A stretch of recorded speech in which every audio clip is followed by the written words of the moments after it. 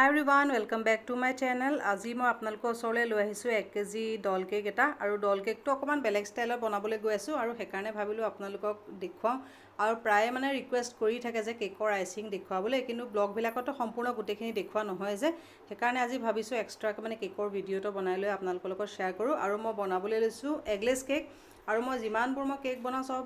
মানে এগলেছে বনোৱা হয় হেতু কাৰণে গুটেবোৰ মই প্ৰিমিক্সে লওঁ আৰু তাৰ কাৰণে গুটেখিনি যা যোগাৰ কৰি লৈছো এফালে ভ্যানিলা প্ৰিমিক্স আৰু লগতে কেক টিন আৰু বাউল তাৰ পিছতে ৰিফাইন গুটেখিনি যা যোগাৰ কৰি লৈছো আৰু লগতে মেজাৰিং কাপ আৰু তাৰ কাৰণে কি লাগিব বা ভিডিওটো চাই থাকক চাই থাকিলে গম পাই থাকিব আৰু যদি কিবা বেছিকৈ ডিটেইলত জানিব বিচাৰে তেনেহলে কমেন্ট বক্সত কমেন্ট কৰিব আৰু নিশ্চয় নেক্সট ভিডিওত দেখুৱাবলৈ চেষ্টা কৰিম আৰু এফালে আজি কেকটো কাৰণে লৈছো এফালে দুটা বেলেগ বেলেগ মানে প্ৰিমিক্স আছে আৰু কেনেকৈ বনাই আছো মই দেখুৱাই আছো লগতে এফালে মেজাৰিং কাপ সব গুটেবোৰ যা যোগাৰ কৰি লৈছো আৰু 1 কেজি কেকৰ কাৰণে মই 10 ইঞ্চৰ কেক মোল্ড এটা লাগিব আৰু তাৰ কেকৰ বেসটো ৰেডি কৰা আগতে অকমান ৰিফাইন তেল অকমান দি গ্ৰীজ কৰি ৰাখি লম আৰু কেক বেসটো বনোৱা আগতে গুটেখিনি যদি অলৰেডি যা যোগাৰ হৈ থাকে তেতিয়া কেকটো বনাই পটাপট মানে দিব পৰা যাব আৰু আগতীয়াকৈ মই এফালে 10 ইঞ্চৰ কেক টিন এটা ললো আৰু অকমান 1 চামুচ মান ৰিফাইন তেল দি পেলাই কেক টিনটো ভালকৈ গ্ৰীজ কৰি ললো আৰু ইয়াতে মই তলত কোনো বাটাৰ পেপাৰ বা একো জেনেৰেল পেপাৰো ইউজ কৰা নাই গিয়া আৰু মই একেলগে দুটা কেক বনাই আছিলো এটো কাৰণে দুইটা বনাইছো কিন্তু মই 1 কেজিটোহে আপোনালোকক দেখুৱাই আছো আৰু দুইটা দেখুৱাবলৈ গলে ভিডিওটো দীঘল হৈ গৈ থাকিব আৰু কেকৰ মানে বেসটো মই ৰেডি কৰো তেতিয়ালৈকে মানে প্ৰেসাৰ কুকাৰটো মই 10 মিনিটৰ কাৰণে হাই ফ্লেমতে প্ৰিহিট কৰি লৈছিলো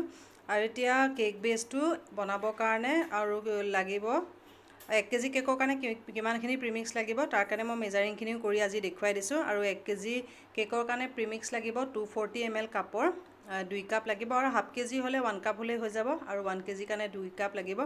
আৰু এফালে 2 কাপ ললো মই প্ৰিমিক্স আৰু ৰিফাইন লাগিব 2-3 চামুচ মান আৰু ৰিফাইন তেল মই বেছি নিদিও বেছি ৰিফাইন তেল দি দিলে পিছত কি হয় কেকটো বেছি তেল হৈ যায় যে খাবলৈ অসুবিধা মানে সবে ভাল নাপায়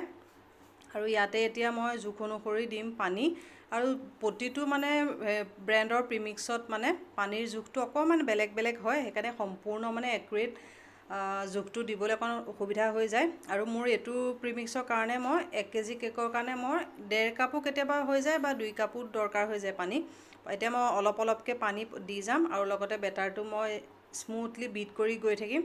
আৰু পানীটো একদম কম পৰিমাণে দি যাম কাৰণ একেকোবে পানী যদি বেছিকৈ দি দিও বা গোটা হৈ যাব আৰু গোটা হৈ গলে পিছত মানে কি দিগদাৰ হৈ যায় যে কাৰণ একদম কম পৰিমাণে পানী দি যাম আৰু লগতে বিট কৰি গৈ থাকিম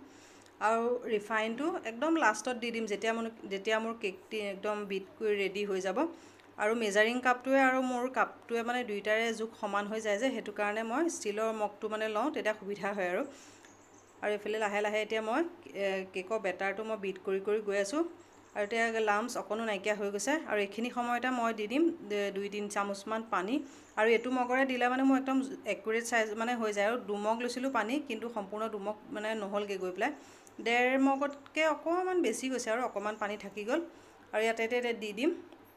3 চামুচ মান ৰিফাইন তেল 3 চামুচ মানে ডাঙৰ টিস্পুন থাকে যে তাৰ 3 চামুচ দি দিলে জোখৰ হৈ যায় আৰু মই মানে কেক বনোৱা মোৰ মানে বটলেদি দিয়া অভ্যাস আছে যে হেতু কাৰণে মই বটলেদি দিও আৰু কোনোবা যদি প্ৰথম বনাই আছে তেনেহলে টিস্পুন দি 3 টিস্পুন অইল দি দিলে হৈ যাব আৰু এফালে মোৰ বেটাৰটো ৰিফাইনৰ লগত ভালকৈ বিট কৰি ললো আৰু ৰিফাইন দিয়াৰ পিছত একদম 1-2 মিনিট মান ভালকৈ বিট কৰি লৈ পেলাই আৰু ললে হৈ যাব আৰু এফালে মোৰ কেকৰ বেটাৰটো ৰেডি হৈ গল আৰু আগতীয়াকৈ মই কেক টিনটো গ্ৰীজ কৰি ৰাখিয়ে দিছিলো এতিয়া লগে মই বেটাৰটো ট্ৰান্সফাৰ কৰি লম কেক টিনটোলে আৰু কেকৰ বেটাৰ মানে কেক টিনত দিয়াৰ পিছত আৰু লগে একদম প্ৰেসাৰ কুকাৰ হক বা ওভেনত লগে দিব লাগিব নহলে পিছত বেটাৰটো যদি বহি যায় পিছত ভালকৈ কেকটো ফুলি নুঠিব অকমান মানে ডেপ কৰি দিছো যাতে অকনো এয়াৰ বাবল নাথাকিব কাৰণে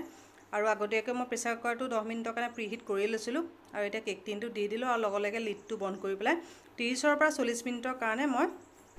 কেকটো মোৰ বেক হৈ গল আৰু ফ্ৰিজত মই ঠাণ্ডা হ'ব কাৰণে আধা ঘণ্টা কাৰণে ৰাখি থৈ দিছিলো আৰু এটা কেকটো মই ডিমোল্ড কৰি লম আৰু কেক সদায় কাটিলে মানে সম্পূৰ্ণ ঠাণ্ডা হোৱাৰ পিছত উলিয়াই পেলাই কাটিব লাগে নহলে যদি গৰমে কেকটো আমি মানে ডিমোল্ড কৰিবলৈ চাও তেতিয়া হয়তো মানে বেছি সফট হৈ থাকে ভাগি যোৱা চান্সটো থাকে হেতু কাৰণে মই এতিয়া লৈছো এখন পেলেট নাইফ আৰু একদম সাইড কিটা প্ৰথমতে অকন লাহে এৰুৱাই লম নহলে সাইড কিটা ভাগি গলে তেতিয়া পিছত কেকটো ফিনিশিং দিওতে প্ৰবলেম হ'ব কাৰণে অকমান কেকটো আইচিং কৰিবৰ কাৰণে মই 12 ইঞ্চৰ কেক বোৰ্ড এখন লৈছো কাৰণ কেকটো যেহেতু মোৰ 10 ইঞ্চৰ হেকাৰণে তাৰ কাৰণে 12 ইঞ্চৰ মই কেক টিন লৈছো আৰু কেকটো ভালকৈ একদম লাহে সাৱধানেৰে জোৰ নিদিয়াকৈ ডিমোল্ড কৰি লম আৰু এতিয়া অকণমান তললৈ কৰি লৈ ডেপ ডেপ কৰি দিম, একদম ধুনীয়াকৈ কেকটো ডিমল হৈ যাব। আৰু তলত কোনো বাটাৰ পেপাৰ বা একো পেপাৰ দিয়া নাই দেখিছে, খালি অকণমান এচামুচ ৰিফাইন তেল দি পেলাই গ্ৰীচকৈ লৈছোঁ। আৰু এতিয়া কেকটো মই 3টা লেয়াৰত কাটি ল'ম। আৰু বেছি যদি কেকটো হাইট বিচাৰে তেনেহ'লে 4টা লেয়াৰ কৰিব পাৰে, কিন্তু মই 3টা লেয়াৰে কৰি ল'ম। আৰু অকণমান ওপৰলৈ বাঢ়ি অহা যোনটো ডোং শ্বেপ সেইখন কাটি ল'ম, যাতে কেকটো আনইভেন নহ'বলৈ কাৰণে। এতিয়া বাঢ়ি অহা এইকণ কাটি ল'লোঁ। আৰু এতিয়া কেকটো মই পেলেট নাইফখনৰ সহায়তে 3টা লেয়াৰত কাটি ল'ম। আৰু কিছুমানে হয়তো পেলেট নাইফেৰে কাটিবলৈ অকণ অসুবিধা হ'ব পাৰে, সেইটো কাৰণে গুলি সূতা দিও কাটিব পাৰে বা পেলেট নাইফেৰেও কাটিব পাৰে, যাৰ যিটো সুবিধা। আৰু প্ৰথম মই যেতিয়া কেক বনাবলৈ শিকিছিলোঁ তেতিয়া মই গুলি সূতাৰে কাটোঁ, কাৰণ সেইটো একদম মানে মোৰ কাৰণে ইজি হয়। আৰু এতিয়া কাটোতে অভ্যাস হৈ গ'ল, এতিয়া পেলেট নাইফেৰে কাটিব পৰা হৈ গ'লোঁ। ফাৰ্ষ্ট লেয়াৰটো কাটি ল'লোঁ, এতিয়া ছেকেণ্ড লেয়াৰটো কাটি ল'ম। আৰু একদম পেলেট নাইফেৰে লাহে লাহে যাতে অকণো তেৰা বেকা কেকটো নহয়, একদম সমান জোখত কাটি পেলাই 3টা লেয়াৰ লৈ ল'ম। আৰু মোৰ কেকটো 3টা লেয়াৰত কাটি ল'লোঁ। আৰু এতিয়া পটাপট কেনেকৈ আইচিং কৰোঁ ভিডিঅ'টো চাই থাকক, দেখুৱাই আছোঁ। এইটো ফাৰ্ষ্ট লেয়াৰটো দি ল'লোঁ। আৰু ইয়াতে এতিয়া চেনি পানী দি চৌককৈ ল'ম। ফাৰ্ষ্ট লেয়াৰটো চেনি পানী দি চৌক কৰা হৈ গ'ল। আৰু এতিয়া দি দিলোঁ ক্ৰীম। আৰু ক্ৰীমখিনি একদম পূৰা পেলেট নাইফখনৰ সহায়তে একদম যাতে চাৰিওপিনে চবফালে সমানে ক্ৰীমখিনি লাগে, যাতে তেনেকৈ একদম পূৰা লাহে লাহে গোটেইফালে সমানে মিলাই যাম। আৰু পাইপিং পেক দিও দিব পাৰে, কিন্তু মই পেলেট নাইফখন এনেকৈ মানে দিলে মোৰ কাৰণে সুবিধা হৈ যায় যে, সেইটো কাৰণে মই এনেকৈ দিওঁ। আৰু এতিয়া ফাৰ্ষ্ট লেয়াৰটো ক্ৰীম দি দিলোঁ, এতিয়া লগতে ছেকেণ্ড লেয়াৰটো বহুৱাই দিলোঁ। আৰু এতিয়া লগতে ছাইডকেইটাতো মই ক্ৰীম সানি পেলাই মিলাই যাম, যাতে কেকটো ছাইডলৈ বহি নাযায়। কেতিয়াবা কি হয়, যদি মাজত আগতীয়াকৈ ক্ৰীমটো দি দিয়া হয়, যেতিয়া ছাইডখিনি মানে বহি যায়, তেতিয়া মিলাবলৈ অকণ অসুবিধা হৈ যায়। সেইটো কাৰণে আগতীয়াকৈ ছাইডকেইটা ক্ৰীমখিনি সানি মিলাই ল'লে, তেতিয়া মাজত ক্ৰীম দি দিলে তেতিয়া ছাইডকেইটা কেককেইটা বহা মানে চান্স নাথাকে। এতিয়া ছেকেণ্ড লেয়াৰটো দি ল'লোঁ। আৰু এতিয়া ইয়াতে দি দিলোঁ চেনি পানী। আৰু ফাৰ্ষ্ট লেয়াৰটো বনোৱা নিচিনাকৈ বাকীকেইটা লেয়াৰো তেনেকৈ চেনি পানী দি চৌক কৰি গৈ থাকিম। আৰু লগতে সমানে ক্ৰীমখিনি দিও গৈ থাকিম, যাতে কেনিও মানে তেৰা বেকা কেকটো নহয়।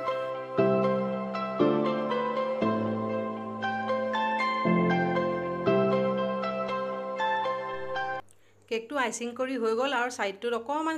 পিংক কালাৰ ক্ৰীম দি পেলাই মই দি লৈছিলোঁ। আৰু একদম সম্পূৰ্ণ ওপৰটো ফিনিচিং কৰা নাই, কাৰণ যিহেতু ওপৰত যোনটো ডিজাইন হ'ব ইমান ফিনিচিং নকৰিলেও হ'ব। এতিয়া পটাপট মই ডিজাইনটো বনাই লওঁ। আৰু একদম মানে এইবাৰ প্ৰথমত ট্ৰাই কৰিছোঁ ডিজাইনটো। আৰু আপোনালোকৰ কেনেকুৱা লাগিছে কমেণ্ট কৰি জনাবলৈ নাপাহৰিব। আৰু মোৰ বনাই কৰিলৈ হৈ গ'ল। আৰু এতিয়া খালি সৰু সৰু অকণমান চুগাৰ বিট দিবলৈ বাকী আছে, কিন্তু চুগাৰ বিট নিদিওঁ, হোৱাইট ক্ৰীম দিয়ে যেনিবা মই গোটেইখিনি দিম, কাৰণ চুগাৰ বিট দিলে যে পিছত ফ্ৰিজত থৈ দিলে মেল্ট হৈ যায়। আৰু আপোনালোকৰ ডিজাইনটো কেনেকুৱা লাগিছে কমেণ্ট কৰি জনাবলৈ নাপাহৰিব।